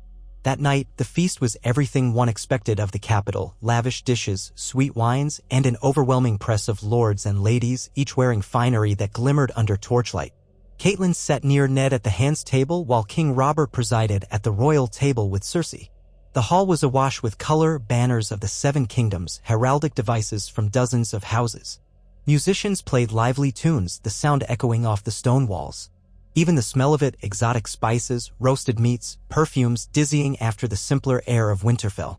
Partway through the feast, a herald announced the arrival of new guests from Highgarden. The doors parted to reveal a small retinue in fine attire. At their head, escorted by Ser Loras Tyrell, the famed Knight of Flowers, was Marjgery Tyrell herself. Caitlyn watched with keen attention. Marjgery was indeed fair of face, dressed in a flowing gown of pale green embroidered with golden roses. She moved with a poised grace, offering the king and queen a polite curtsy. Behind her stood several Tyrell cousins and attendants, among them the formidable figure of Oena Tyrell, the Queen of Thorns, wearing an elaborate headpiece that framed her shrewd eyes. Caitlyn leaned toward Ned and whispered, "This is our chance." Ned inclined his head slightly, ever wary. Ser Aelion, who had traveled with them from Winterfell, rose and bowed to greet his kin. Marjorie's gaze swept the hall, taking in the throng of courtiers, the dais where Robert and Cersei sat, and, finally, drifting over the Hand's table. She smiled politely in that direction. Caitlyn felt a subtle excitement. This was it, the next step of her carefully crafted plan. After the formal greetings, Marjgery and the Tyrell party took seats of honor among the highest tables. Robert offered them toasts, praising Highgarden's bounty. Joffrey and Loras spoke in low tones at one point, though it was impossible to catch their words from across the hall. Meanwhile, Oena Tyrell sipped wine and gazed at the crowd with a hawkish expression as though studying each player in a game of Cyvasse. It was said she was the true cunning mind behind House Tyrell's maneuvers. Jon, wearing slightly better attire than usual, though still subdued compared to the flamboyant southern silks, sat near the end of the Hand's table looking overwhelmed. He had never seen so many nobles in one place, never felt the scorching gaze of so much attention. Sansa, further up, chattered with her friend Jane Poole about the dresses on display. Arya fidgeted, longing to escape. Bran seemed dazzled but also exhausted by the spectacle. Caitlyn managed small talk with the courtiers seated near her, while Ned occasionally responded to the king, who was calling across the table about a tournament or some such nonsense. Caitlyn was only half listening, her mind focused on how to approach the Tyrells in a more direct manner. Fate gave her an opening when, during a lull in the music, Olenna Tyrell rose to speak with someone on the other side of the dais. She ended up near the hands table and Caitlyn stood to greet her with proper deference. Olenna responded with a slight nod, her wrinkled face showing traces of wry amusement. "Lady Stark," she said, "I've been wanting to make your acquaintance. My dear granddaughter has told me so much about your house. You Northerners are intriguing." Caitlyn smiled politely. "I'm honored, my lady. The North admires the Tyrells as well, especially your famed gardens and hospitality. If there is anything we can do to make your stay more comfortable, please let me know." Olenna chuckled. Now, I've no need for idle flattery. We both understand how this realm works. Are you enjoying King's Landing, or do you find it as dreadful as the rest of us?" Caitlyn allowed herself a small laugh. "I suspect I'll never love the crowding, but we must endure for the king's sake. And for the sake of alliances." Alliances, Olenna said, her gaze shrewd. "That is a word that's on everyone's lips these days. The Lannisters have their golden fingers in many pies, but we Tyrells like to keep a few pies of our own. Tell me, how are you and your good husband faring in that regard?" Caitlyn knew the game. She lowered her voice slightly. "We are ever mindful that the hand's duties require strong friendships. The North is large, but it cannot stand alone. My lord husband has potential alliances in mind that might benefit both sides." Olenna's lips curled. "Potential alliances, indeed. Like that quiet young man seated at the edge of your table? I believe I heard rumors that your lord husband might soon remove the stain of bastardy from his name." She paused. "Not the typical path, I'll grant you, but interesting." Caitlyn maintained a measured composure. "He is Ned Stark's son, though born out of wedlock. Lord Stark believes he deserves a better chance than the wall might offer. With the king's consent, Jon will soon bear the Stark name properly. Any match he makes, though unconventional, would bring the loyalty of House Stark behind it." Olenna tapped her cane lightly on the floor. "Oh, I do love unconventional matches. They're so much more diverting than the usual tiresome pairings. But you must understand, my dear, the Tyrell name is precious and we do not give it away lightly. Still, I have a keen sense that my granddaughter might be intrigued to know more about this new Jon Stark if it serves our family's interests." She narrowed her eyes. "We shall see. One must be practical. But do let him come speak with her sometime, or at least with me. I'd like to gauge the boy's worth myself." Caitlyn inclined her head, heart fluttering. "Of course. We will be at your disposal." With a final nod, Olenna turned and headed back toward Marjgery's table. Caitlyn sank into her seat, exhaling. She glanced at Ned, who had caught some of the exchange from the corner of his eye. He offered a faint, uncertain smile. The negotiations had begun in earnest.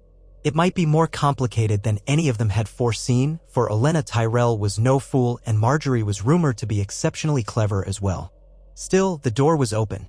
Over the next few days, Ned settled into his new role as Hand of the King, attending small council meetings, navigating the chaos of the capital.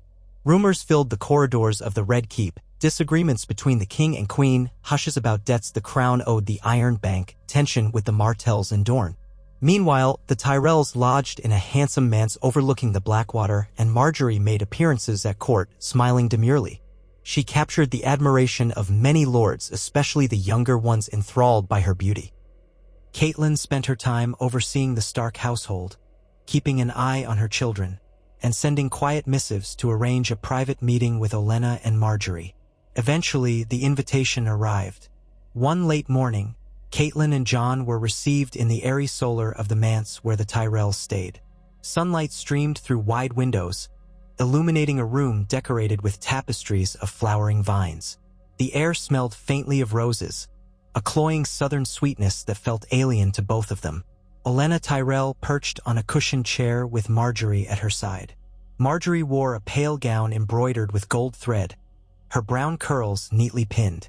She rose politely when they entered, offering a graceful curtsy, and Olenna gestured for them to sit on a settee facing her. Caitlyn introduced Jon as Lord Eddard's son, soon to be recognized lawfully as a Stark. Olenna peered at him with a penetrating gaze. "Stand up, boy. Let me see you properly." Jon rose at once, shoulders tense, but he met Olenna's scrutiny without flinching. Marjgery watched with a curious light in her eyes, her hands folded gently in her lap. Olenna tilted her head.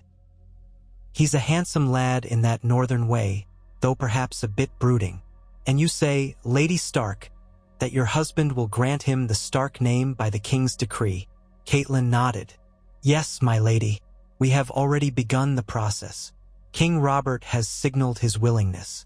Jon will never threaten Robb's inheritance, but he will bear our family's name and the standing that goes with it."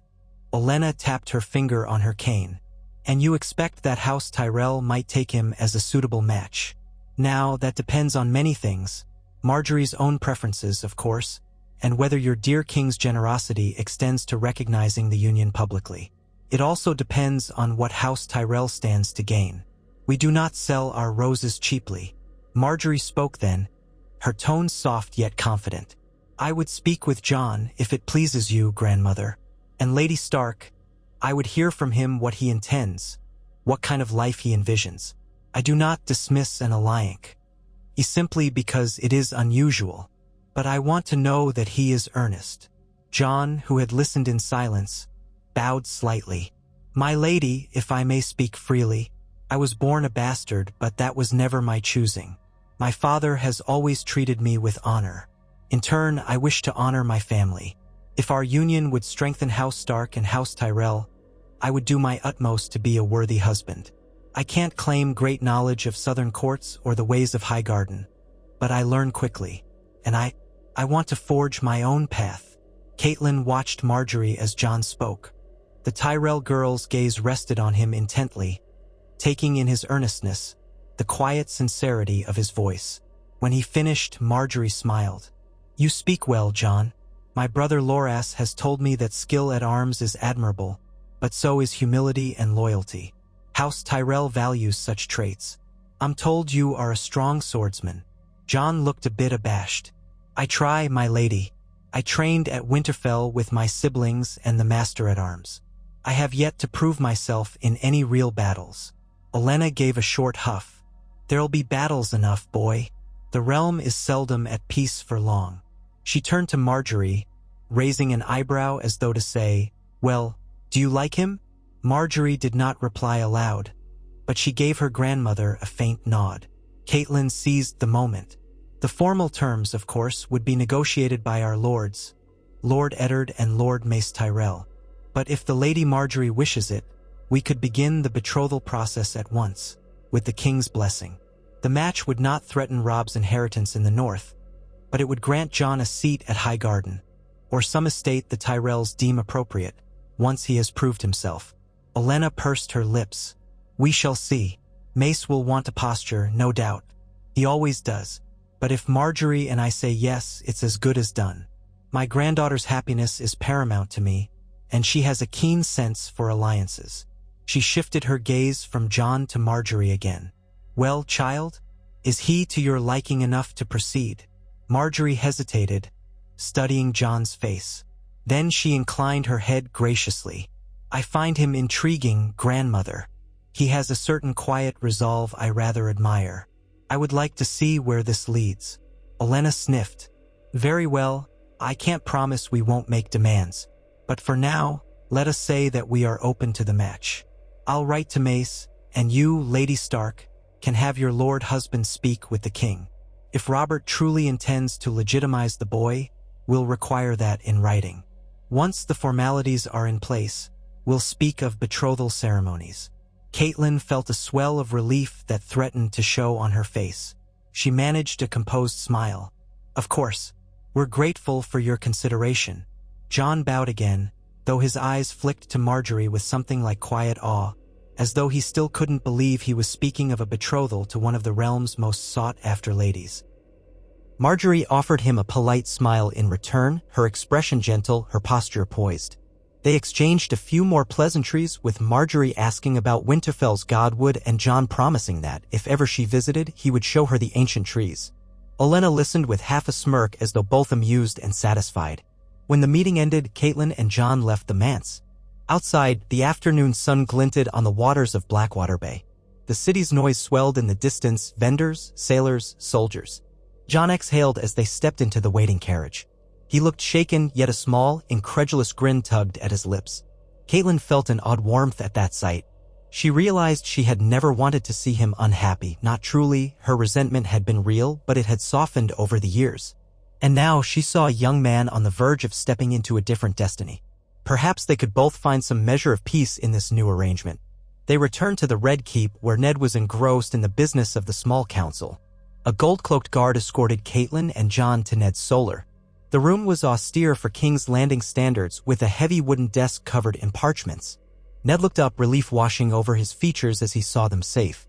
Caitlyn sat and explained the conversation with Oena and Marjgery, concluding that the Tyrells were indeed open to a match. Ned nodded gravely, but she sensed he was somewhat pleased as well. He called in a scribe to draft a letter for Robert's signature, formally recognizing Jon's legitimization. They would have to see how King Robert responded. He might question the move, but as Ned's friend, and given how often Robert had strayed in his own dalliances, Caitlyn hoped he would not be too rigid. While they waited, life at court continued. Joffrey sneered at Jon in public once or twice, though Jon wisely avoided any confrontation. Sansa was invited to dance with the young princes at a small gathering, while Arya slipped away to chase cats and explore hidden tunnels. Bran remained curious about the Red Keep's towers, and Ned scolded him to keep away from ledges after hearing a disturbing story of a fall in the keep's history. Jaime Lannister passed them in halls from time to time, offering courteous nods but rarely speaking. Cersei eyed them with frosty politeness, though she seemed more preoccupied with her own intrigues or with ensuring Joffrey's ascendancy. One day, Caitlyn overheard Varys, the master of whisperers, remarking to Littlefinger that the bastard wolf has found a southern rose. She pretended not to hear, but it reminded her how swiftly secrets bled in this castle. Finally, Robert summoned Ned and Caitlyn to his private solar. The king, flushed from drink, sprawled in a cushioned chair. He gripped the letter that Ned had prepared. Cersei was not present, which might be for the best. Robert eyed them both. "So, Ned," he began, waving the parchment. "You want me to sign off on legitimizing your bastard, making him Jon Stark? I recall a time you wouldn't even speak his name to me." Ned stood straight. "Yes, your grace. I believe it necessary for certain alliances." Robert chuckled. "You mean the Tyrells? I heard a rumor that the Tyrell girl might fancy him." "Ha! What a world. Well, if it's what you want, I'll not gainsay you. But be certain you don't regret it. Once he's legitimized, the boy will have claims. Even if you say he doesn't threaten your heir, others might see it differently." Ned nodded. "I'm aware of the risks, but it is my decision, as Lord of Winterfell, and I ask your support." Robert heaved himself upright, found a quill, and scratched his name on the document with an almost careless flourish. Then he pressed his royal seal into the hot wax, handing it over. "There, done. One more token of friendship, Ned. Now, will you have a drink with me? I'm about to dismiss half the small council for the day. The realm will keep by the gods." Ned declined softly, explaining that he had other duties, but thanked Robert all the same. They left with the parchment in hand, Caitlyn's heart racing at how easily Robert had agreed. Ned looked grim but resolute. "We have it," he said. "Jon is now, by royal decree, a Stark." They immediately sent word to the Tyrell manse.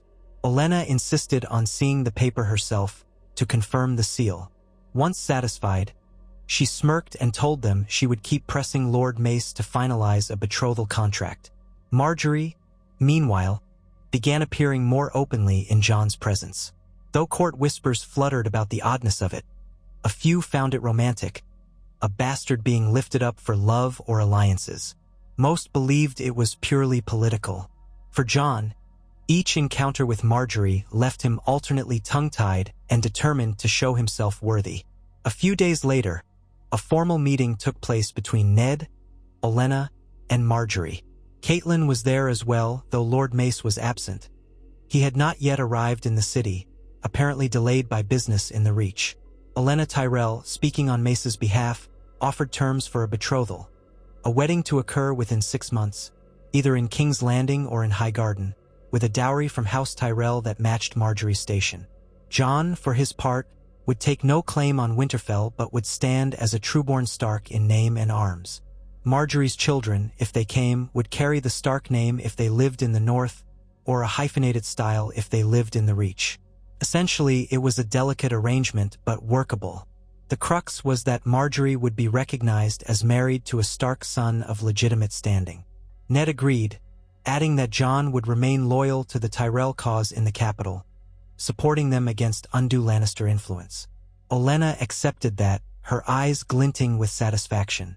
With the betrothal concluded in principle, all that remained was Mace Tyrell's signature. In practice, Olenna's approval was as good as done, for Mace typically bent to her will on matters of cunning. Marjgery herself gave her quiet assent, smiling at Jon, who stood by Ned's side. The official contract would be drawn up, read aloud at court, and sealed with the Tyrell and Stark sigils witnessed by the king. When word spread that Marjgery Tyrell was betrothed not to a great southern lord, nor to Joffrey, but to the newly legitimized Jon Stark, the court erupted in gossip. Some called it scandalous, others called it brilliant. The Lannisters, especially Cersei, regarded it with undisguised disdain. Cersei was overheard muttering that Ned sought to multiply his brood for more power. But there was little she could do. The Tyrells had made their choice, and Robert had already sanctioned Jon's legitimacy. For Caitlyn, it was a quiet triumph. She could see the outlines of a shield forming around House Stark. Jon's marriage to Marjgery would tie them to the power of the Reach, balancing the Lannisters' influence on the Iron Throne. Sansa's betrothal to Joffrey, still not formally consummated, might yet prove precarious, but at least there was another alliance to offset it. The day the betrothal was formally announced in the throne room, Caitlyn felt an unexpected pang when she saw Jon kneel before Marjgery, repeating words of fealty. She remembered how she had once wished him gone from her sight. Now she found a measure of pride in him, even if complicated by old grievances. He was forging a new path that might save them all from southern treachery. Marjgery, for her part, began to meet Jon in the gardens of the Red Keep, escorted by chaperones and her ladies. They spoke in low tones about the north, about the cold, about the differences in custom. She teased him gently, asking if he would try his hand at attorney soon. Jon, embarrassed, said he was not sure he was ready for the lists, though he had a mind to test his skill. Ser Loras Tyrell observed them once, smiling indulgently at his sister's good cheer. He kindly offered to spar with Jon in the training yard to see how he fared. That match, witnessed by a small crowd, ended with Jon yielding after a spirited exchange. Ser Loras praised his technique, though, calling him a worthy swordsman from the north. Word spread, and the talk of Jon Snow, now Jon Stark, and Marjgery Tyrell's budding romance became a favorite topic among the idle courtiers. The betrothal's success did not mean their troubles were over. Caitlyn knew that the Lannisters might retaliate in subtle ways, seeking to undermine Ned's position as Hand. Indeed, tensions rose when Ned discovered disturbing truths about the crown's finances and Joffrey's temper. Whispers about the parentage of Cersei's children circulated, though Caitlyn tried not to dwell on them. She had her own priority, ensuring that the Tyrell alliance was sealed, that no sudden shift in power could break it. Already, Olenna was drafting wedding preparations, some talk of a grand affair in the Great September, others proposing a ceremony in the Godwood near the Red Keep, though that seemed unlikely. Marjgery deferred to her grandmother on many details, but Caitlyn saw in the girl's eyes a measure of quiet excitement. It was not, perhaps, a love match, how many truly were, among the nobility? But Marjgery seemed unafraid of her future husband, and Jon treated her with a shy deference that suggested real affection might bloom. In the end, they settled on a wedding date some months hence, giving time for Mace Tyrell to arrive and for the realm to gather. Meanwhile, the court buzzed with the possibility that if Sansa indeed wed Joffrey, the Starks would be tied to both the crown and the Reach, forming a powerful trifecta that might overshadow even the Lannisters' ambitions. Littlefinger smiled too widely when he mentioned it to Caitlyn, and she did not trust his grin. Varys only fluttered his hands and said how wonderful it was to see so many alliances flowering in King's Landing. Behind all the polite words, danger lurked. The city was a pit of vipers. A fortnight before the scheduled wedding, Mace Tyrell arrived in all his pomp, accompanied by a train of bannermen and knights. He greeted Ned and Robert effusively, though behind his jovial exterior, he assessed Jon with sharp eyes. Perhaps he wanted to see for himself if this bastard turned Stark was worthy of his precious Marjgery. He seemed satisfied enough after Marjgery, Olenna, and Loras spoke highly of Jon. Mace took a showy bow before the king, proclaiming how delighted he was to unite his daughter with a son of the great House Stark. Cersei watched from a distance, face pinched. Thus began the final days of preparation.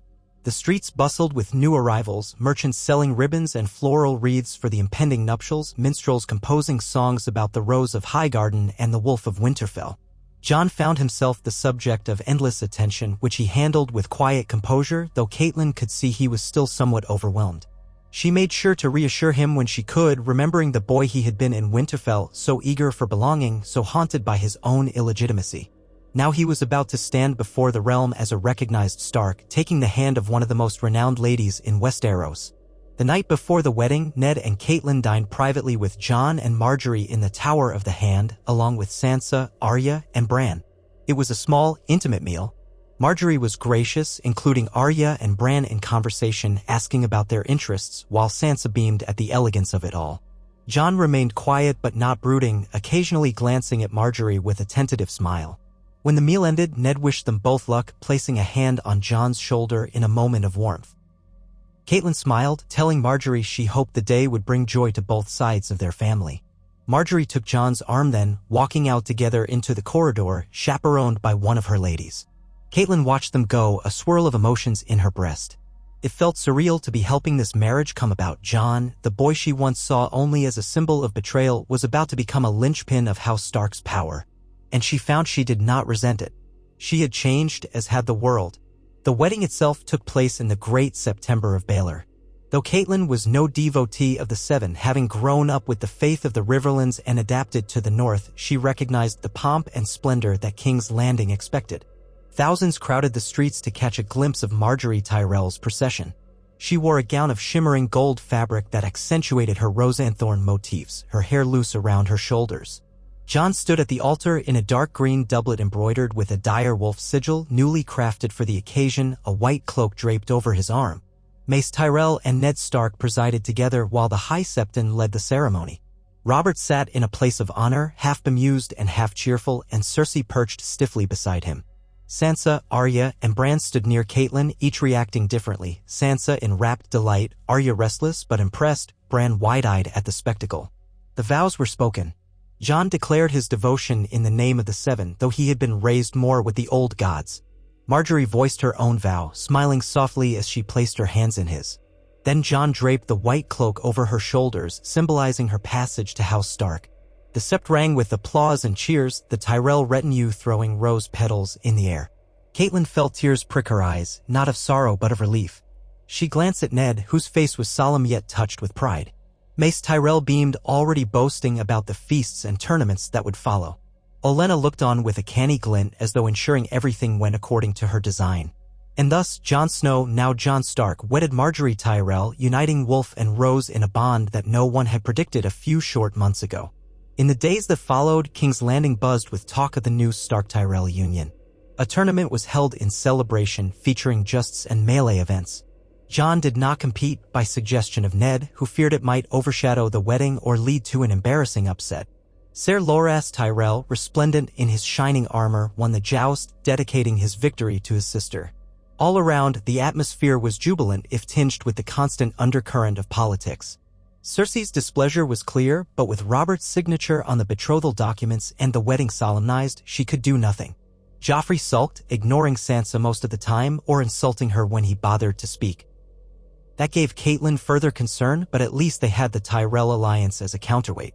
Soon enough, Jon and Marjgery settled into a suite of rooms in the Red Keep, courtesy of the king. They were, as yet, newlyweds, strangers learning to share a life. But from what Caitlyn observed, Marjorie's warmth and composure smoothed Jon's awkwardness, and Jon's earnest heart endeared him to her. Whispered remarks suggested that the marriage might actually grow into a genuine bond, something that in the world of lords and ladies was never guaranteed. Caitlyn hoped so. She found herself surprisingly moved by the possibility that Jon might know real happiness and acceptance. That winter never truly came to King's Landing. The climate remained warmer than the north, but news from beyond the capital hinted that storms brewed in other corners of the realm. Rumors of Daenerys Targaryen across the sea, whispers of tension with the Iron Islands, rumblings of discord in the Vale. Through it all, Ned, as hand, labored to keep the realm stable while Robert drank and hunted and tried to ignore the growing threats. The Lannisters, resentful, waited for a chance to strike. But with House Tyrell now leaning toward House Stark, that chance did not come easily. Marjgery's grandmother, Oena, remained a strong presence in the city, forging alliances with lords who disliked the Lannisters. If and when the storm of politics broke, House Stark would not stand alone. Caitlyn took comfort in that. She had orchestrated an alliance she never would have dreamed of, leveraging Jon Snow's parentage and Ned's honor into a marriage with one of the realm's most sought-after ladies. And it had worked. As she walked the corridors of the Red Keep, passing tapestries that depicted the history of Targaryen conquest, she sometimes marveled at how far they'd come since Robert's fateful visit to Winterfell. The seeds of her plan had taken root, blossoming into a union that changed the balance of power in the south. And though the future remained uncertain, might still come, secrets might unravel. House Stark now possessed a stronger shield. A single rose, well placed, had grown into a bower of protection against even the most cunning lion's claws. One evening, she climbed the steep steps to the top of the Tower of the Hand. From the balustrade, she gazed out over the darkened sprawl of King's Landing. Torches dotted the city streets, and somewhere far below, musicians played a lively tune in a tavern. She heard footfalls behind her and turned to see Jon approaching, wearing a cloak over his doublet. He offered a small bow. Old habits died hard. "My lady." She motioned him closer, offering a faint smile. "Jon. Or should I call you Lord Stark now?" Jon shook his head, an almost rueful amusement crossing his features. "I'm still getting used to it. Lady Marjgery calls me my lord husband. Each time, it still feels strange." He stepped to the edge, looking out at the lights below. "I wanted to thank you for what you've done. I know it wasn't easy for you to push for my name to be recognized. But without that, none of this would have happened." She let silence hang for a moment, feeling the gulf of their past. "I did what was necessary for the family, and for you. I see now that you are as much a part of House Stark as any of us. I was blinded by my hurt in the past." Jon nodded, his expression solemn. "I understand. You have always protected your children. I never blamed you for that, truly." He paused, then added softly, "I hope to do the same now for our family, including Marjgery, and for the North." Caitlyn turned her gaze to the flicker of ships on Blackwater Bay. "We may yet need that protection. The realm is seldom at peace. But at least we're not alone." She placed a hand on the cold stone. "I pray that in time, you and Marjgery find contentment and that our houses stand strong. That is all I want." He looked at her, and for a fleeting instant, she saw in his eyes a young boy's gratitude, mingled with a grown man's resolve. He nodded, then said, "I should return to her. We're hosting her cousins for supper tonight, and I promised not to be late." She smiled faintly. "Go then. Tell her I said hello." He bowed again, then turned and left. Caitlyn remained there a while longer, letting the wind catch at her hair. She remembered the first time she had laid eyes on him, a swaddled infant in Ned's arms, stirring up every jealous and hurt feeling she'd had. And now he was something else entirely. A child of both Winterfell and Highgarden's future, a bulwark against the storms that threatened. She breathed in the night air, feeling the faint salt tang that drifted from the bay. Whatever came next, whatever the Lannisters plotted, whatever chaos might erupt, she knew that her family's chance of survival had improved because of the alliance she'd helped craft. She closed her eyes and pictured the white rose sigil of House Tyrell twined with the gray direwolf of the Starks, a symbol of something new and powerful blooming in the midst of intrigue. Over the coming weeks, she watched from a careful distance as Jon and Marjgery settled into their roles. Court life continued, with Ned grappling daily with the duties of the hand, and the king lurching from one pursuit to another. But in the quiet corners of the Red Keep, Marjgery established her own circle of influence among the ladies of the court, while Jon focused on improving his swordsmanship and assisting Ned with matters that touched both the North and the Reach. They appeared side by side at feasts, received envoys from Highgarden, and dined with Sansa and Arya, forging a new sense of family that branched outward from the old. For Caitlyn, it was enough. She had never quite forgiven Ned's transgression that had brought Jon into their lives, but she saw now that from that wound, something beneficial had grown. Months passed, and though tensions simmered in the realm, The alliance between Stark and Tyrell stood firm. Whispers reached Caitlyn's ear that Marjgery might already be pregnant, though it was too soon to tell. If that proved true, then House Stark and House Tyrell would be bound by blood in yet another way, and any hope the Lannisters had of isolating the North would fade further. Still, new challenges emerged. Ned's investigations at court hinted at corruption, at secrets regarding the parentage of the royal heirs, at looming threats from Essos. But as the capital's politics churned, one truth could not be denied. The union of Jon Stark and Marjgery Tyrell had tipped the scales. Where once Caitlyn feared being outmaneuvered by rival houses, now there was a sense of balance. And if war did come, she prayed they would hold fast. In the end, her plan had succeeded. She had done the unthinkable, elevating a bastard she once resented to a position of great prominence. And it had worked to protect House Stark, forging new bonds and sowing new hope. She remembered how, in the Godswood at Winterfell, she had stood among ancient trees, choosing to put aside her old bitterness for the sake of the family. That decision had changed all their lives, none more so than Jon's. He was now a Southern lord in his own right, with a respected wife at his side, forging a path forward that no one could have predicted. And if the wolves of the North and the roses of the Reach stood united, perhaps the realm might be saved from the storms to come. Catelyn Stark allowed herself one rare moment of satisfaction in that knowledge. She might not be the cunning fox that men like Littlefinger or Varys were, but she had used her mother's instincts and her keen sense of survival to outmaneuver those who would place the North at their mercy. And for the sake of her children, and for Jon in his own way, she would do it all again. She stood on a balcony overlooking the Red Keep's crowded courtyard, listening to the echo of distant bells. The sun dipped low, painting the city in red and gold. Somewhere below, Jon and Marjgery walked together, a swirl of courtiers following them. Caitlyn watched as Marjgery laughed at something Jon said, and Jon's face lit with a rare, open smile. They seemed more at ease with each other each passing day. Perhaps there was even genuine affection growing like a seed in the southern sun. The thought made Caitlyn's chest loosen. She turned away from the railing and made for the stairs, resolved to keep watch over them all in the dangerous realm that was King's Landing. The future remained unwritten, full of hidden threats and uncertain fates.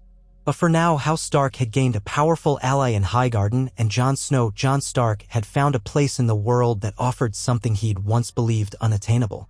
The capital's intrigues might one day erupt into war, or some other calamity might strike, but they would face it arm in arm, wolf and rose together. And Catelyn Stark, having orchestrated this marriage to protect her own children, found that she protected Jon as well in the process. It was a turn of events she had never anticipated, yet she could not deny it felt right that he stand among them as a true son of Winterfell, even if his destiny now lay far to the south. She stepped through the doorway, back into the corridors lit by flickering torches, and closed her eyes for a heartbeat, whispering a silent prayer to both the old gods and the new that her carefully laid plans would endure. If the direwolf and the golden rose held strong, perhaps the realm had a chance.